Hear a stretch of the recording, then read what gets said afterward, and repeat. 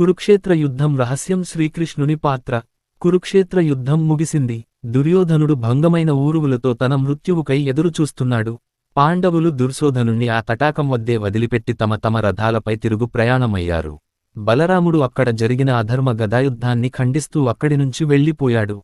కురుక్షేత్రం మొత్తం రక్తంతో తడిసిపోయినట్లుందక్కడ. కనుచూపు మేరలో అన్నీ శవాలే కనిపిస్తున్నాయి. ఎన్నో అక్షౌహిణీల సైన్యం, అశ్వాలు, రథాలు, గజములు అంతా విగతమై పడివున్నాయి. ఆ రోజే మరణించిన శకుని శల్యాదుల శవాలను తీసుకెళ్లేవారు లేక అనాథల్లా పడున్నాయి. అవన్నీ చూస్తుంటే అర్జునుడి మనసు విజయోత్సాహంతో ఉప్పొంగుతోంది.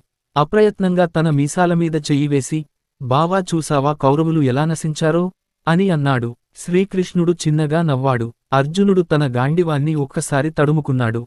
ఒక్కసారి భీష్మ, ద్రోణ, కర్ణాది మహావీరులు, శత్రువులంతా ఎలా తన అస్త్రశస్త్రాలకి బలైంది తన కళ్లకు కనపడినది.